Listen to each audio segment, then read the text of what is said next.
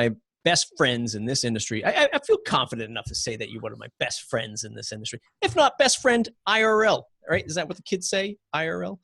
Ryan Sullivan from WP Site Care. Ryan, welcome back to the program. Thanks for having me back, Matt. And we're saying having you back because quite literally we recorded an episode about a week ago, and we both sort of got this feeling that after the show, like we had a good conversation as we always do, but after I stopped recording, we talked about a lot of the entrepreneurial fears, the challenges, what you and I have both gone through in terms of career changes in the last year or so. Both myself going over to Pagely, and now, of course, with your sale of the company, the Southern Web. We're going to talk about that in a moment. Don't forget to subscribe, mattreport.com/subscribe. It's the best way to stay connected.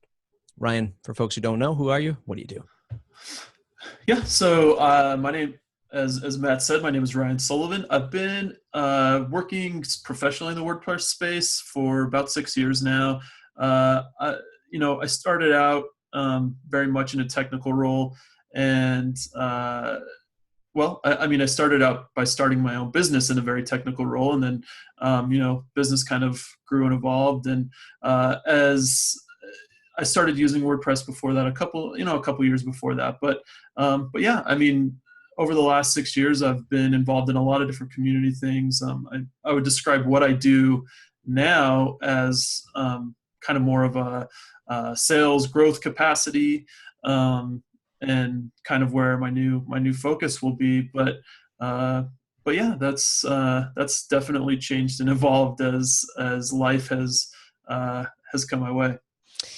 The premise of the Bad Report Season 8 is all about change. I feel like that there is a bit of a change as it goes in the technology world. I mean, I don't know about you, but I'm not running Windows 95 anymore. I mean, we all have to sort of change and adapt as technology changes. Computers used to be massive. Now they're super tiny in our watches, quite literally.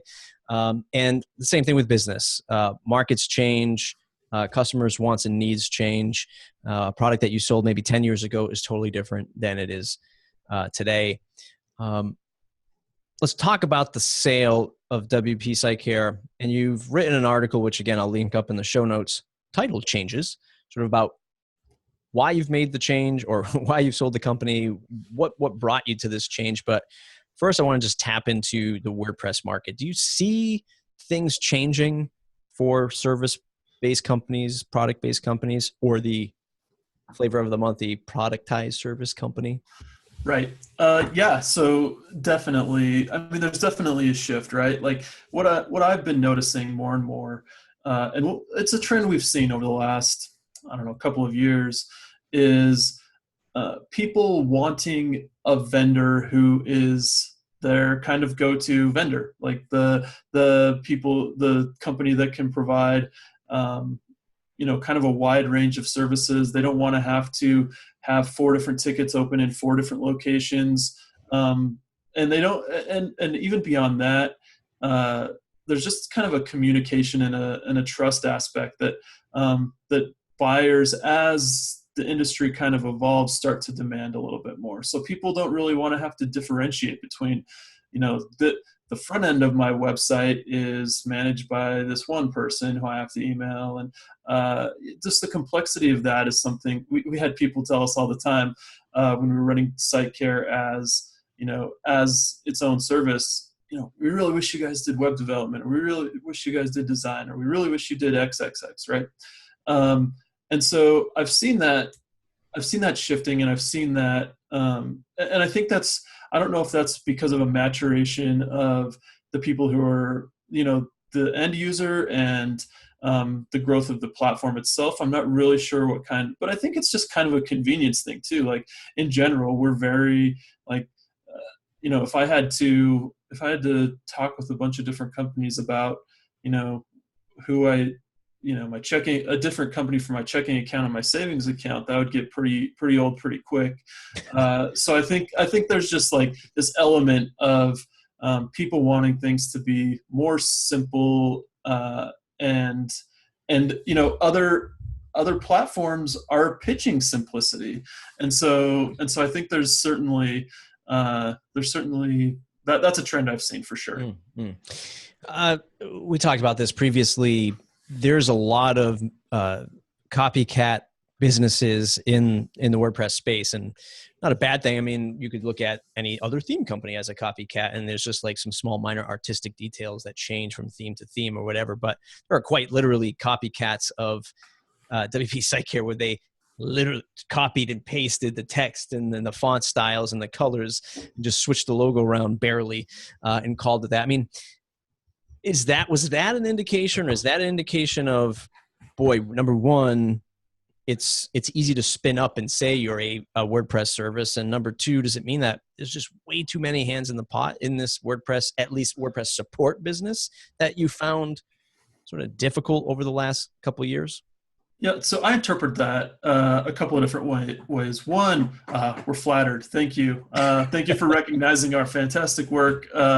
And so there's definitely that element of it. But the flip side of that is, or not necessarily the flip side, but another thing that, another way I interpret that is, I mean, one part of it is that people are lazy. But another part of it is, I think a lot of people kind of want to dip their toe in the pool without making a big commitment, or they just kind of want to get a feel for what's really out there. And the easiest way to do that is to take something that exists already and put it online and see, like, do people put in their credit card?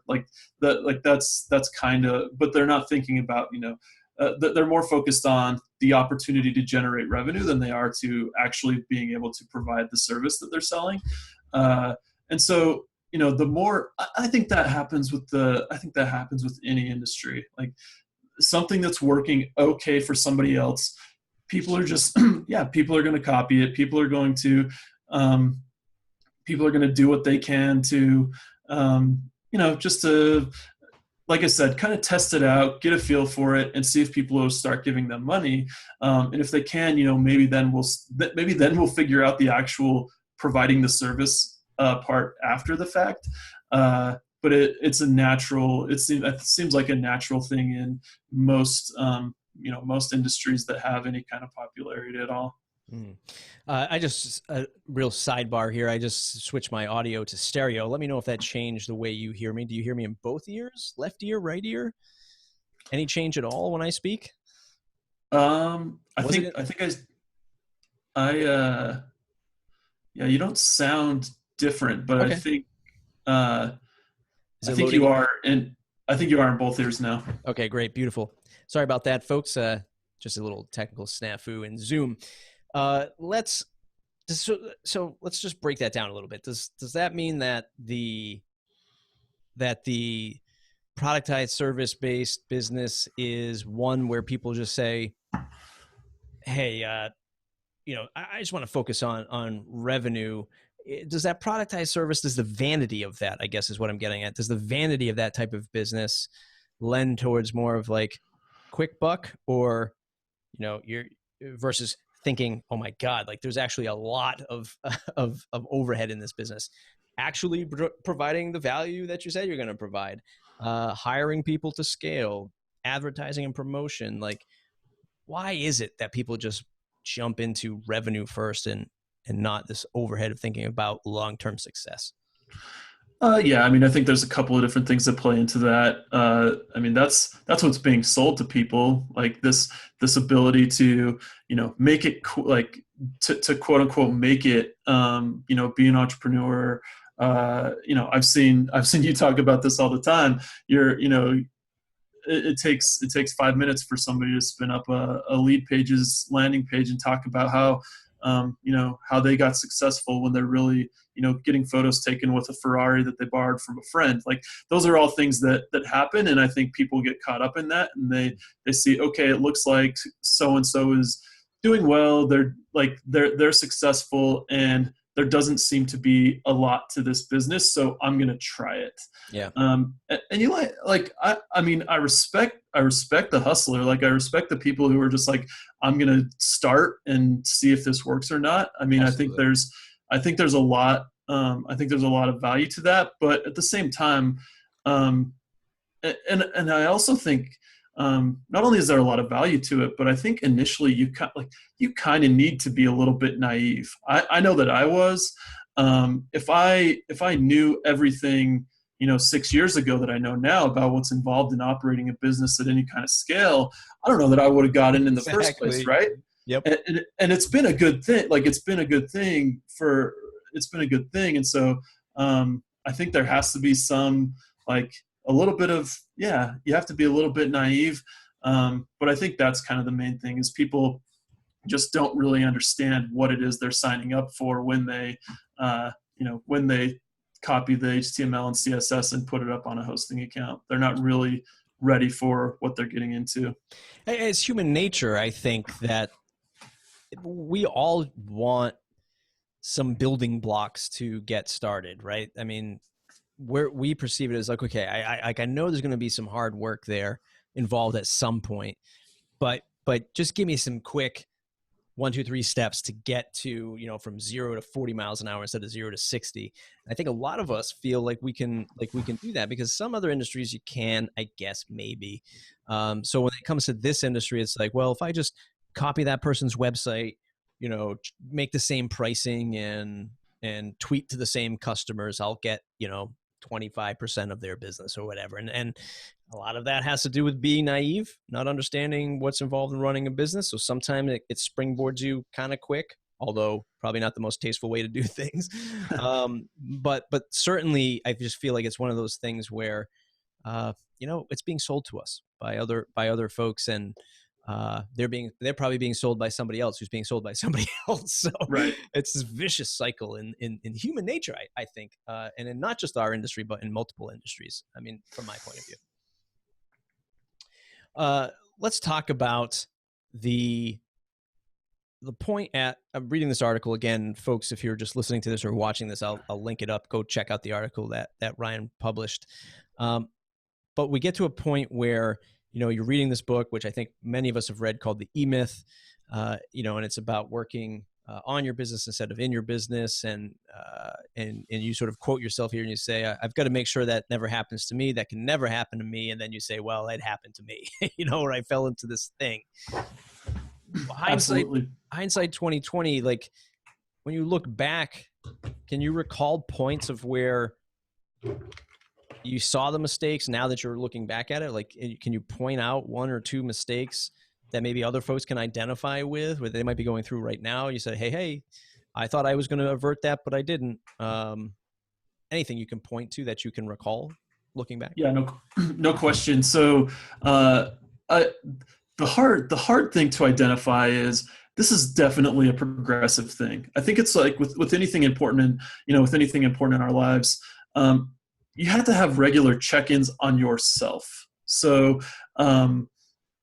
identifying the things that, so look, to answer your question, looking back, like a few of the key points where I should have said, I need some help with this, or this is totally out of my, this is totally out of my realm. Really, before I hired any employees, I should have had somebody helping me. There's like software available, right? Like, you can get something like a Gusto or a Zen Payroll or they'll do a lot of the logistical stuff for you. But there were a lot of things that I wish I would have had in place that software couldn't really solve. It needed an operations professional, and I should have sought that out early. So that's one thing I would point to that is very important to have early on. Whether or not they're an employee of your company, like you can consult with other outside people on this stuff. Make sure that all your ducks in a row before you start bringing employees on. That's one thing that I was always playing catch up on along the way.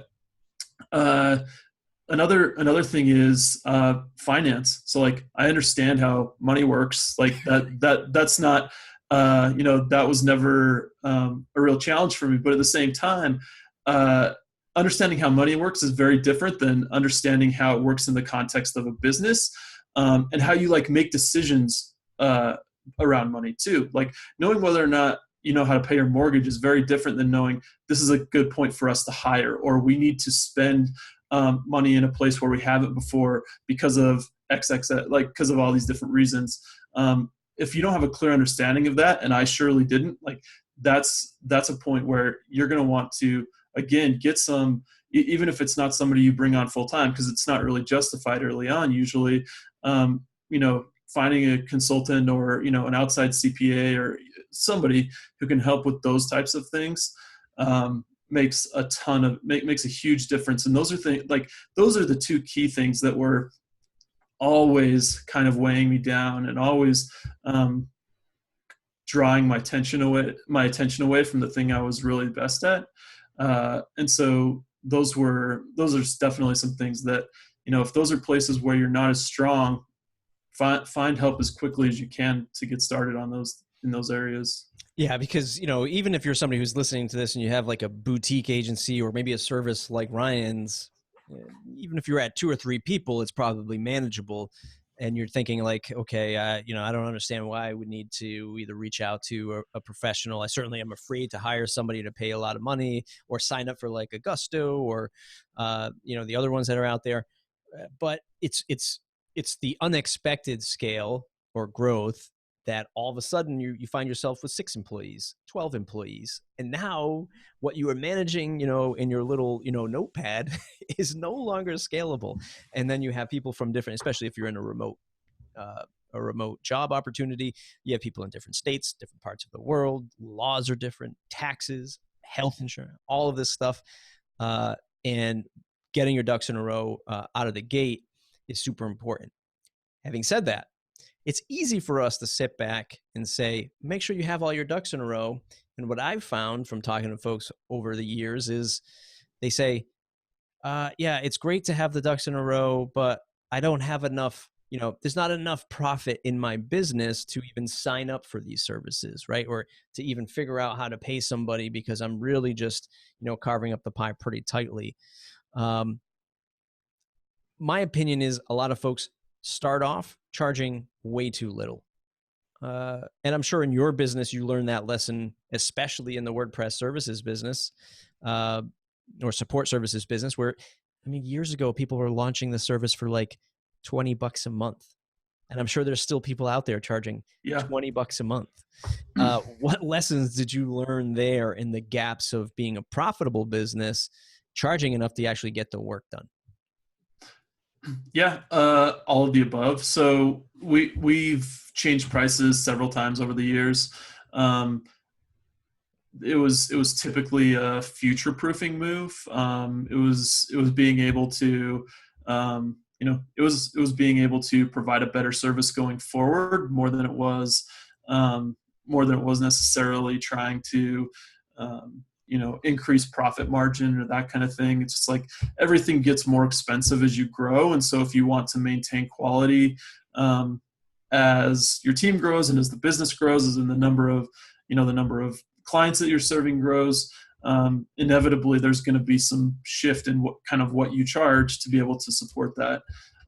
So yeah, I mean, we still see people, spinning up, you know, the same type of business that we've been doing for a long time for that really inexpensive rate, $19, whatever. What I've usually found is, you know, that's probably an individual, right? That's probably like one person, maybe 2 people are involved, at that level. And yeah, you get what you pay for. So, you're not going to have, as a consumer for that type of thing, they might do a great job early on, just, you know, kind of go in understanding that this probably isn't going to work past a certain point, and you're going to have to graduate or move to a different type of provider.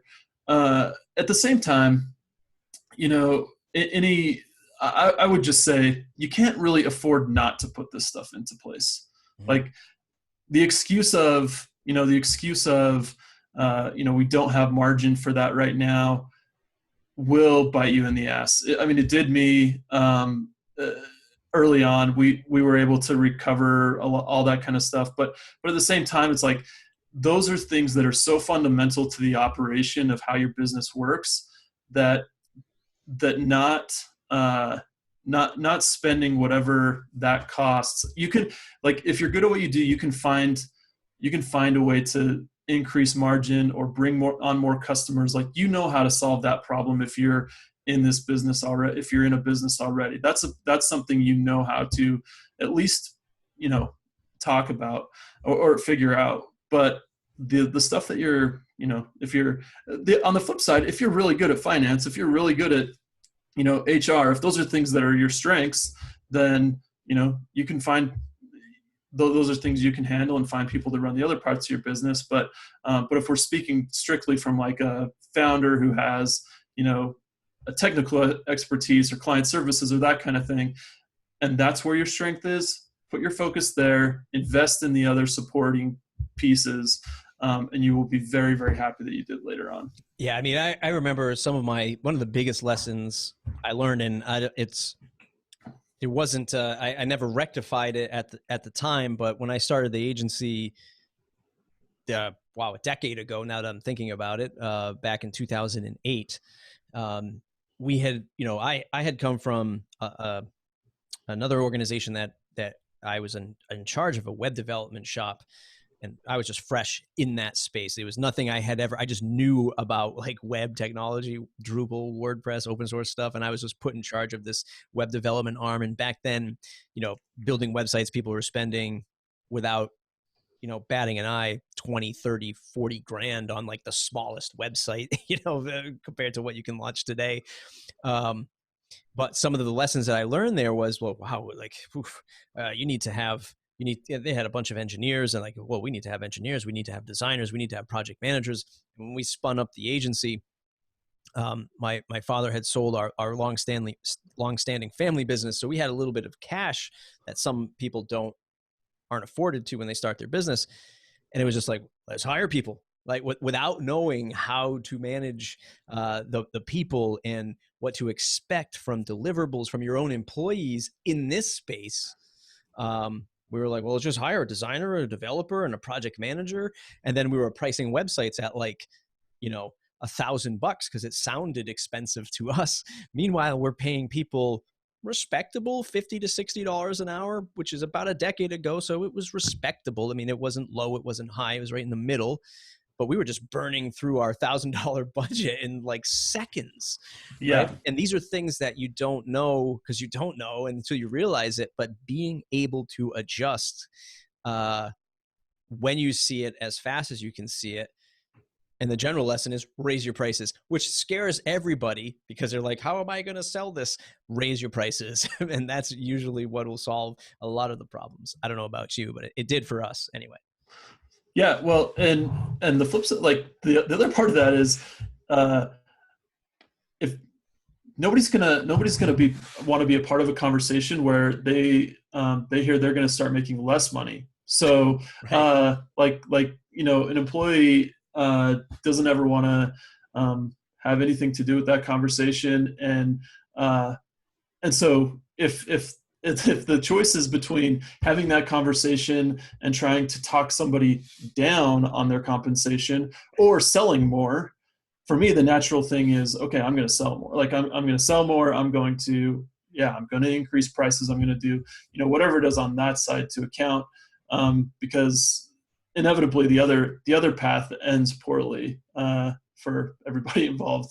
Yeah. So if there's somebody out in the audience right now and they've been doing this for about a year, or they're just getting started, like, knowing what you know now, let's say they just want to be a solid consultant, right? They don't want a productized service, but they don't want an agency. They want to be somewhere where it's like, hey, I can support your WordPress website and I can design and develop for you. I'll be this well-rounded person for you. But I'm not looking to grow insanely. Are there any pieces of advice for positioning that you would do because of the changing landscape of WordPress? Would you tell them to specialize in a particular field? Would you tell them to systemize in a different way? What does it look like to you to say, you know what, this will be your next best 6 months if you do this? Yeah, I think specialization now is becoming more and more the path. And if you're going to run a 1 or 2 or 3 person shop, that gives you the most opportunity, I think. One, if you're specializing, then that's a lot easier thing to market to people. I mean, that's a lot easier thing to say we are the best at WooCommerce integrations or whatever it may be. If you can be the people in that space, you're going to not only get opportunities from individuals, you're going to get opportunities from other agencies, because like for an agency to staff somebody who specializes in WooCommerce and knows how to write integration APIs, like they're probably not going to staff that person full time for most of the time. But if they have a trusted partner that they can go to, they'll pay a premium for the one-off projects where they do need that specialized help and that kind of thing. And so I think specialization is definitely a key thing. Another thing I would add for wanting to kind of, I think marketing is a very missed opportunity from most providers, like across the board, like marketing in even a very traditional sense where you're putting out content. Jason Resner is somebody who I see who does a very good job of this. He puts out a ton of content. But it's like very targeted and it's very specific to what he does.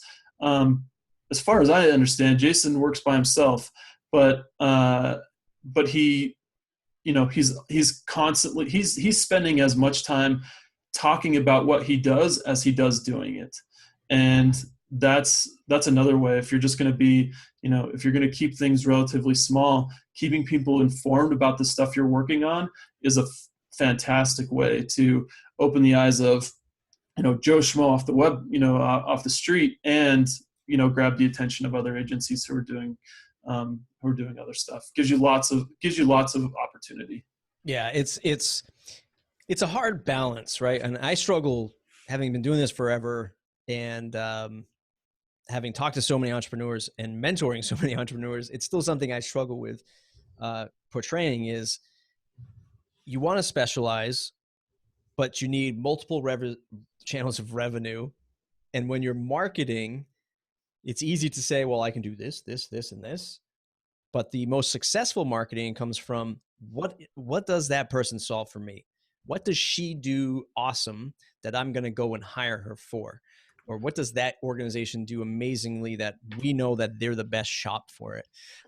It's definitely a balancing act. And it's a fine art that happens within that 20% that really moves the needle. Your 80% of your marketing can be like this generic thing, but like this 20% thing that people go, that's why I'm going to hire them. A difficult beast to wrangle. Yeah, I not to cut you off, but I heard somebody once just say, whether it's whether the relationship is contract or employer, whatever, it doesn't matter. What they said was, CEOs, bosses, founders, they're going to value the person who makes problems go away. Like regardless of what your role is, if you're the person who can reduce friction, if you can make problems go away, maybe not quite in the mafia sense, right? But if you can make or maybe depending on where you work, those are things that's extremely valuable to an employer or somebody that you have a contract with. Is I have a problem for you to solve. And so going back to your point, specifying exactly what the problem you solve is going to be, that gives you all sorts of opportunity. Let's take it back to one of the better parts of our conversation after we stopped recording the last time. And it's, we're running the business where we're solving problems for people. They're valuing us. And, like you, customers that love us, they love working with us. They don't want things to change. But we find ourselves stuck with the technical problems of the business, financing, accounting, personnel, that kind of thing. But then we're also like, wow, we look at that and we say, do we really want to be dealing with this anymore? Right? Like, we look at all of these problems stacking up and we're like, well, man, markets are changing. It's still getting harder to compete. I still have to keep raising. Do I still want to do this anymore? And I'll take the first answer to this, or just statement is, yeah, when running the agency stuff, it was like, man, all of the same problems that you talked about. Uh, in a video that I did about a year and a half, 2 years ago, is really when I saw the crunch of agencies, right? Boutique agencies, bigger agencies, just not finding the WordPress customers anymore. I was like, I got two young kids. Do I want to continue to do this? And the caveat to that is my agency is still running. WP Site Care is still running, and still, you're still leading the charge with that. Like, that's what entrepreneurs do. They build a business, they build a brand that will sustain without them. I feel lucky enough to have done that. You feel lucky enough to have done that with your brand and your business. But I don't want to speak for you. I mean, I know for me, making the change to a Pagely was, I gotta, there are more important things that I need to focus on in life than continuing to figure out this formula in this capacity. Yeah, absolutely. So it's interesting. You see so many different examples of, people who made incredibly successful businesses who never knew anything about operations. Like, there are endless examples, but a very obvious one is like Steve Jobs. I promise that he was very rarely in looking at spreadsheets, right? Like that's not what he was spending his time doing. He had a high level vision for the company. He was obsessed with product, and that's the kind of thing that he wanted to spend his time on and was good at. And so I think an important message to kind of communicate in general is, you don't have to be good at everything. Like that's not but it took me a long time to come to that realization. It took me a long time to decide, like, cause my interpretation of owning a business is you have to do all of the business. And that's not true at all. Like, identifying the things that you're good at and that you suck at really, really early is key. That's huge for you, because if you can be, I wasn't honest with myself. And I think I mentioned in the blog post, it's like all the way through, I said, I'm a smart guy. I can figure this out.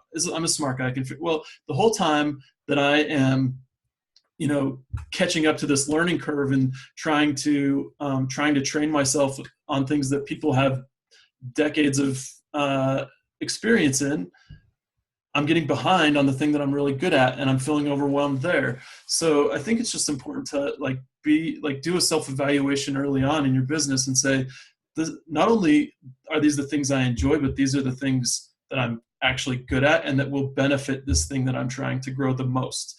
Once you can kind of have that honest conversation with yourself and figure that out, things start to, that identifies really quickly, okay, this is where I need to find help, and this is where I need to look for help, and that kind of thing. And so, so back to your point, like, this transition to Southern Web, it's going to be pretty chaotic for a while, to be totally honest, but it is with the end goal in mind of, being able to work 40 hours a week, maybe a little bit more on busy weeks, but spend the rest of the time, focused. I mean, I've got 3 boys of my own who can be a handful, and being able to spend more time with them and do more of those things is got to the point where it's really important to me. So so there's that part of it too, is like just really prioritizing your time and your energy and everything about your life. That all plays into being able to figure out kind of what you want out of your business. And, and we put ourselves at odds with all of these, I can't think of a better word than like toxic vibes. We, as entrepreneurs, we want to win, right? So we're like competitive. We want to create because that's what is maybe how we're wired. So we want to create new products and new services.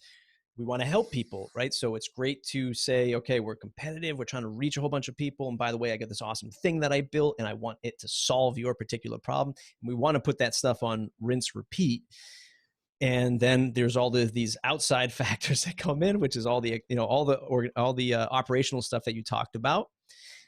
The icing on the cake is we're on Twitter 24/7 and we're seeing people like Gary Vee saying, you're going to work 78 hours a day. There's not 78 hours in a day, make 78 hours in a day, right? And then we're watching, you know, all these other influences of all these people. Meanwhile, we're trying to save face with our friends and our colleagues, and we're, no, we're good, everything's successful, everything's on the up and up. And then we turn around, shut our computers off, we're like, today sucked.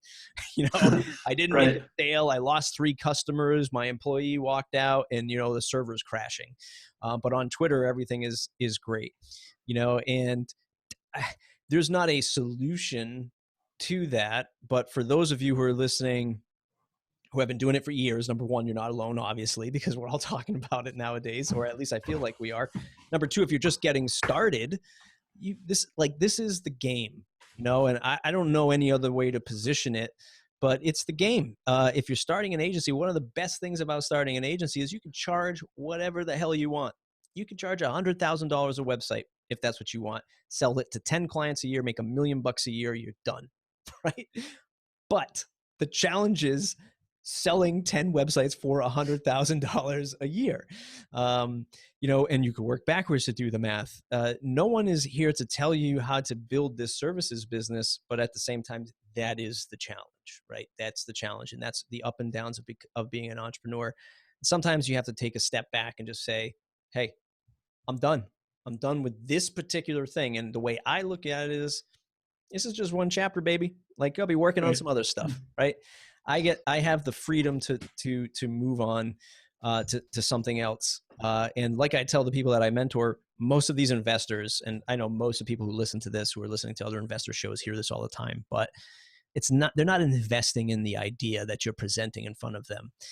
It's, you know, unless you have the secret recipe to eternal life or 72 hours in a day, but they're investing in you as the entrepreneur, as the business person. I could care less about what your product is, because 9 times out of 10, the product you think you're going to launch today just doesn't even exist by the time you get it to market. It's totally different. And they just want to know, how will you execute when the problems come up? And that's important to me anyway, and to others. No question. Yeah, that was just a rant. No. But it's spot on too. Like, there is this, there's this, I don't know. It seems like, I do think, you know, social media plays a huge role in this, because I think for the most part, people, you know, there's obviously like the people who are just showing off to show off. That's obnoxious, but I think most of us can filter that out. But I think in general, a lot of us are trying to put our best self out there, because we don't want to be a downer, you know, when people come across our Instagram posts, or, you know, across what we're saying on Twitter. Like, we want to crack jokes on Twitter, you know, for a lot of times that's also a release as well. Excuse me. So you get a lot of people who don't necessarily, you know, that's what they see. They see mostly positivity if they're following, you know, pretty good people, and not just positivity, but they're seeing the best of everybody. Right. And that is, and so they don't understand that, you know, I got this way. I felt like, man, am I broken? Because I feel like the world's falling down around me. And, you know, that's how it could feel on some days, on those days like you described, when, you know, the developer walks out and all your servers are down. Like those days, when they happen, they just they can just feel totally overwhelming. And then you open up Instagram, and it's like all these manufactured photos, and it's like, this is not, like, this doesn't feel real. So you think the problem is you, right? And that's when it gets to be tough.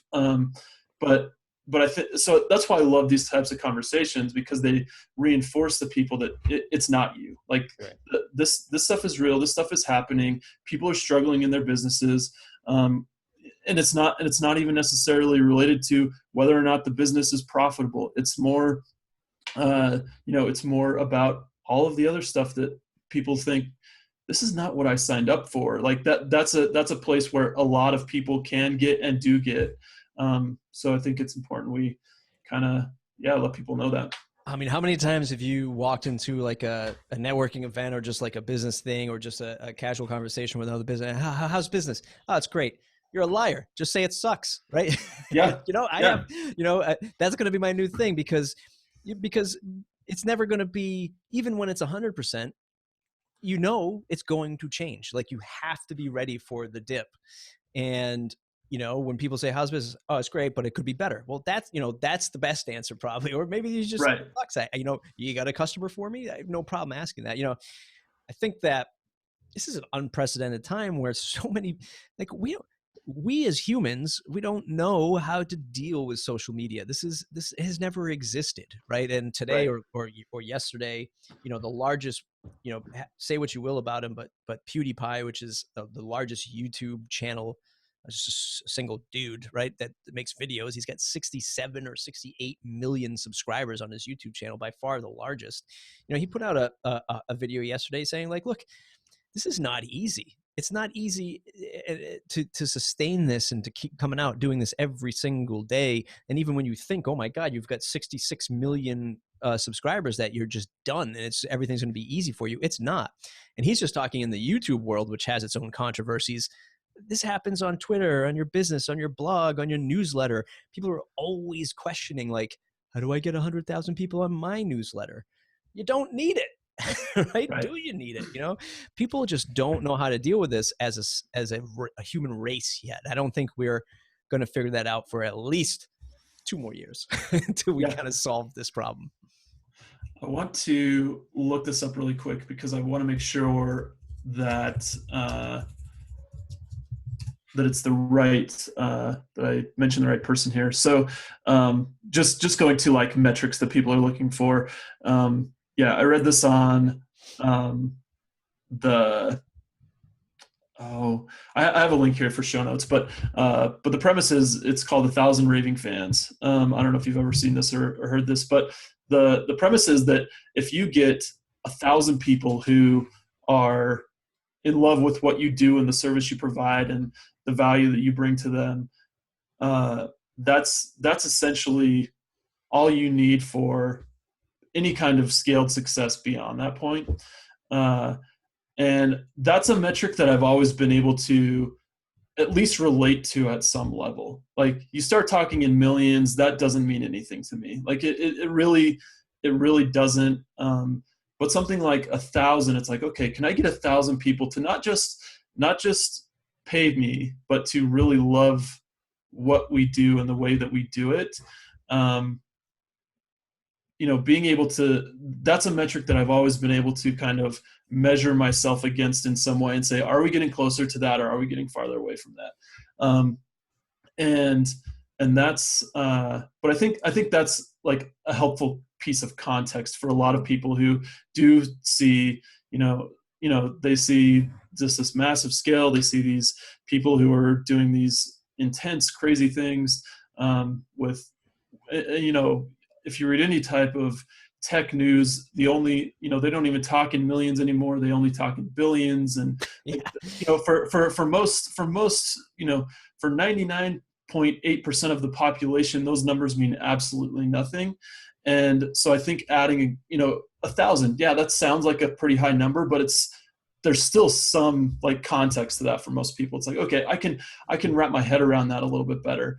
And I think that is, that's the kind of, those are the kind of things that we have to keep ourselves in check with. Not, there's so much noise in the millions and billions and all these different things, but finding realistic reference points that we can use to keep ourselves in check and make sure that that can kind of be our true north in some ways. Finding out what those are for each of us individually and then working toward those, that's a lot healthier way to think about this stuff than all of the extra noise that is always coming down on us. Yeah. I mean, I'm a proponent on, well, look, if I never started this podcast, let's just use this as an example. If I never started this podcast, I would have never had made the connections I made in the WordPress space for finding other developers and designers to work for. I would have never found other larger agencies that referred business to us. I wouldn't have met so many, wonderful people in this space and around the WordPress space. If I had never started the podcast, I would have never landed a job at Pagely, because I wouldn't have known anyone to be connected to Pagely at. There are so many added values than just, hey, did somebody pay me $100 because I started this podcast, that I think a lot of people miss the boat on when they're building their business. It's just purely a product or service play. Like, they're just focused on their product or service, but not who they are, what the values are that they lead with, which will keep somebody connected to them, as you said, as their 1,000 true fans. Because if I uproot and switch to Drupal one day, or I just stop, Matt Report becomes, me just covering, I don't know, the best sushi joints ever. I'd listen to that, by the way. Right. So at least people would know, like, okay, I know what he's like. I know what he's connected to. I'm going to follow along in this path. I hate to get all markety jargon-ish, but it's like building an audience and cultivating an audience and stuff like that is so important, because I've talked about this before. It's literally like this digital handshake that we have of like, who's Matt, who's Ryan, who's Samantha. This digital handshake that we do online, it's the last thing we have left against like the Amazons of the world, the robots of the world that can just come in and beat you on price, beat you on speed, beat you on scale. These massive corporations can just destroy you, but they just can't take away that personality of why somebody is a true fan, like you mentioned. Yep. I just read an article recently, and it's funny to talk about Best Buy in the context of being the little guy, but I worked for Best Buy on the Geek Squad back just after high school for a couple of years, and I worked for Circuit City. Yeah, right on. So yeah, in the age of Amazon, who is pummeling everybody, all analysts are saying Best Buy should be failing. Best Buy, and they're surging through all of it. They've had record number of growth year after year after year for the last several years, and it's because my Best Buy experience is very whenever I go in there, but they are focused on being an in-home tech consultant for people. They the same way you describe a digital handshake, they're trying to create that in an in-person relationship and still trying to maintain that at some level, and people value it because I mean, the numbers prove it out in this article, but they're showing that they continue to grow because Amazon's not willing to, the human touch is being eliminated from everything Amazon does, and Best Buy is trying to infuse it into everything they do, and people keep showing up at Best Buy and spending their money there. So there's definitely an element of, being the go-to person. It goes back, kind of to that simplicity thing we talked about before. It's like being able to, if I need this this laundry list of services, that means I email Matt, and Matt's going to get me sorted out. That doesn't mean Matt's going to do it all, but Matt's going to get me sorted out, and he's going to solve this problem for me. And that's, that human interaction is something that, as much as Silicon Valley doesn't want us to believe it, that's going to continue to thrive and continue to, in fact, I think in a lot of ways it's going to become more valuable as everything else gets filtered out with artificial intelligence and robots and whatever else is coming. Yeah. And to play this into the WordPress space, and we'll sort of end it around this, is, just like in your market, in the WordPress support and services business, there, people look at this race to the bottom in prices. Well, that person went down to $50 a month. I'll go to $49 a month. And that person goes to $30 a month, and like this. Meanwhile, what you really should be doing is going up to $500 a month, so that you're adding more value at a higher price point.